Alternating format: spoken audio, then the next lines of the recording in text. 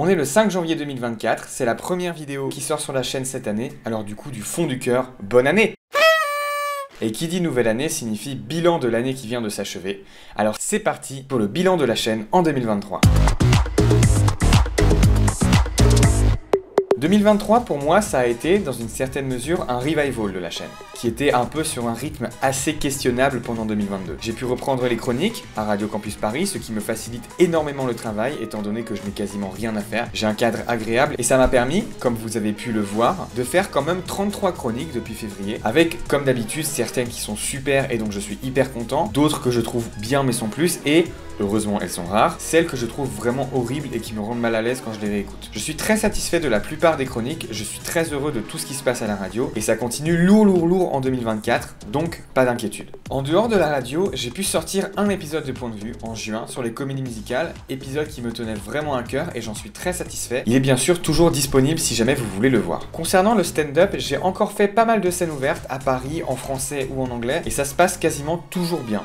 Mon problème c'est que je trouve que j'ai assez peu de textes différents et pas réellement d'idées pour de nouveaux textes. Ceci dit, cette année j'ai quand même écrit 2 nouveaux textes et demi, si on compte une partie à usage unique de la scène ouverte que j'ai faite à Londres en novembre dernier, mais ces 2 textes ont très bien fonctionné et ce à plusieurs reprises. Maintenant il faut juste trouver des idées pour d'autres textes. J'ai sorti le 1er janvier comme chaque année une vidéo 2023 en 365 secondes, donc je suis encore une fois très satisfait et bien sûr que ça continue en 2024, je pense que je ferai ça toute ma vie. Et concernant 2024 alors, quels sont mes projets ?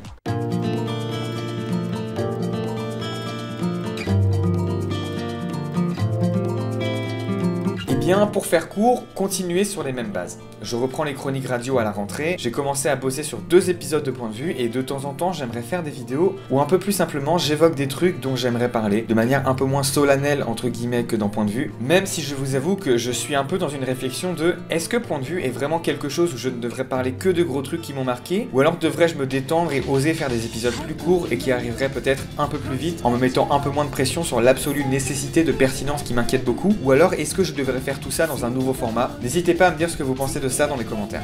Je ne sais pas si vous l'avez remarqué d'ailleurs, mais depuis le 30 septembre, date de publication de ma première chronique cette année, j'ai réussi à me débrouiller pour ne jamais rater une seule semaine avec une vidéo. Pour l'instant, il n'y a eu que des chroniques, mais c'est un challenge que je vais essayer de me lancer cette année, publier chaque vendredi une vidéo, une chronique, un épisode de Point de Vue ou justement autre chose. Cette vidéo que vous voyez en ce moment est d'ailleurs la première autre chose que je publie depuis la rentrée et j'ai des idées pour quelques autres choses que vous verrez si j'arrive à me motiver suffisamment. En dehors de la chaîne et de la radio, j'ai une très grosse annonce à faire. Comme je l'ai dit dans le dernier épisode de Point de Vue, je suis un grand admirateur de comédie musicale et il se trouve que depuis octobre, j'ai rejoint une association de comédie musicale qui s'appelle Holy Sheep, avec laquelle nous préparons un spectacle, une comédie musicale que l'on va jouer à la MPAA Saint-Germain à Paris les 10 et 11 juin prochains. Évidemment, je ferai une voire plusieurs vidéos dédiées quand les dates approcheront, notamment quand il sera possible d'acheter les places, mais tout ce que je peux vous dire pour le moment, c'est que ça va être une authentique dinguerie. J'ai extrêmement hâte d'y être pour faire ça et je vous invite à réserver vos 10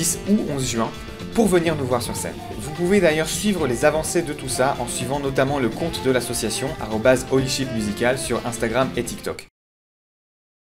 Et donc voilà pour le bilan de 2023 et les projets de 2024. J'ai plutôt hâte de voir ce que je vous réserve cette année parce que je vais pas vous mentir, j'ai prévu de sortir une vidéo par semaine, mais je n'ai pas vraiment beaucoup d'idées. Donc vous en faites pas, il y aura plein de surprises pour vous comme pour moi. Enfin, merci beaucoup d'être sur cette chaîne, c'est très gentil de votre part. Et si jamais vous êtes resté jusqu'ici et que le cœur vous en dit, n'hésitez surtout pas à laisser un petit commentaire sur des trucs que je pourrais faire, des idées de vidéos ou bien peut-être quelques trucs que je pourrais faire mieux.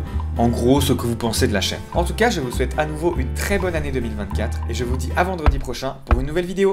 Salut! Right now we're living it. Brother, right here we're living